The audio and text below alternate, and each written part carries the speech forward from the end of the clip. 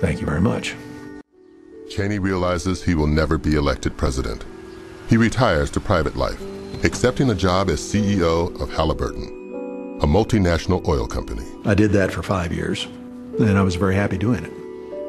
We had over 100,000 employees in over 100 countries around the world, and we were involved in a wide range of basically energy-based activities. Dad was a religious consumer of information about the company. Said to my brother one day, showed him the annual report and said, "Look at that. Can you imagine what they're paying the kid?" And that was his take on my time at Halliburton. Cheney really never extinguished his political ambitions. He always said he did. You know, maybe in his own mind he did. But, you know, once you're a political animal, you know where the big seat in the zoo is, and it's being President of the United States.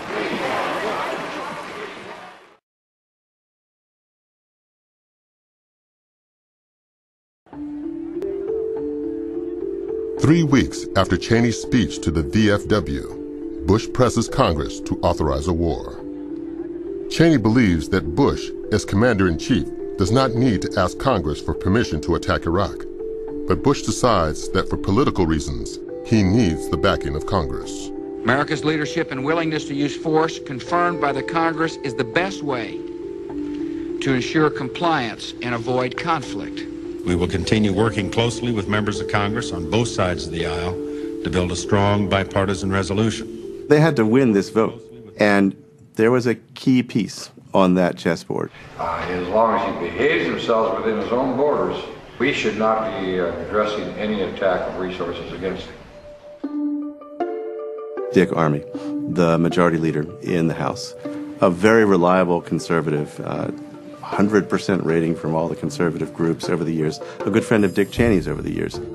Do we sometimes get caught up in wars or conflict over purposes that are in fact not imperative to maintaining our freedom and our safety? I'm afraid sometimes we do that. Dick Armey just didn't see it. This guy Saddam, he said, he's a clown, he's unfriendly to the United States, he's terrible to his own people, but a threat, a national security threat to us? If Armey had voted no, he would have given political cover to dozens and dozens of Democrats who also wanted to vote no but were afraid to do it. This resolution is premature. There has been no showing by the intelligence agencies or the White House of imminent danger to the United States. Mr. President, this is plain and simple. A blank check given to the President of the United States. I won't touch it. Armey's mind will not change. And so it comes to Bush's biggest closer, Dick Cheney, to go convince his friend Dick Armey. Dick Cheney called in Armey to a little office he had off the main floor of the Capitol building. And he tells Armey a story that Saddam Hussein has made rapid progress toward the miniaturization of a nuclear warhead. He's talking about the sort of ultimate terrorist threat of a suitcase nuke. He also tells him that Saddam and his family have had direct personal contacts with Osama bin Laden and his people, so that there are very close ties.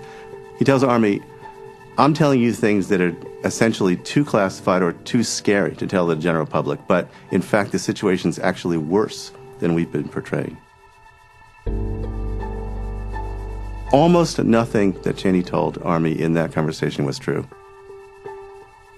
Armey had a bad feeling about it, but here you have the vice president telling him Saddam has direct ties to al-Qaeda and is getting close to building suitcase nukes.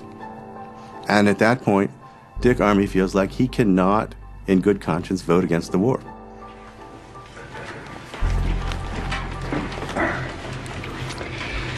Well, let me begin by thanking you all for coming. I'll make a brief statement and then we'll open up for questions. I have decided to support President Bush and a resolution authorizing the use of force to change the current regime in Iraq. My decision follows a careful, exhaustive review of the facts and evidence against Saddam Hussein. What made you change? Information. The assets that Saddam has that can be destructive to people, weapons of mass destruction, is greater than what I had supposed. The degree... 3 days later, Congress votes on whether to authorize war with Iraq. As we move towards final passage, the choice before us is this resolution, imperfect as it is, or none at all. Because I believe it is important for America to speak with one voice at this critical moment, I will vote to give the President the authority he needs. I take it on good faith that Dick Cheney and George W. Bush cared about protecting America. Who wouldn't? And that they were concerned and worried genuinely about threats to America. But they rigged the deck. I have concluded, after careful and serious consideration, that a vote for the resolution best serves the security of our nation. When you're in power, you have the ability to completely shape the debate, particularly when it involves secret information. And it's a pretty immense power.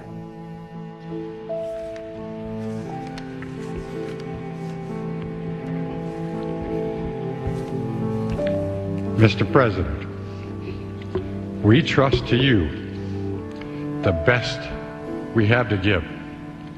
Use them well so they can come home and say to our grandchildren, sleep safely, my baby.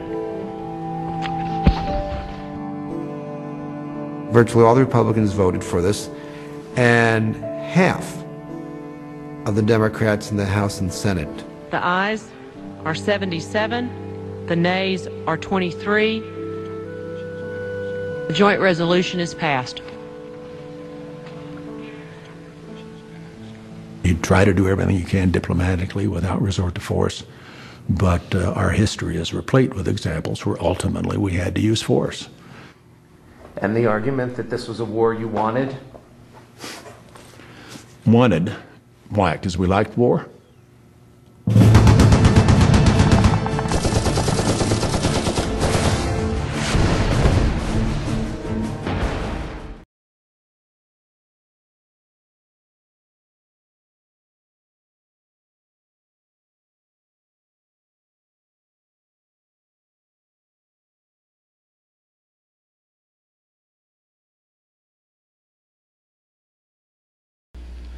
Simply stated, there is no doubt that Saddam Hussein now has weapons of mass destruction.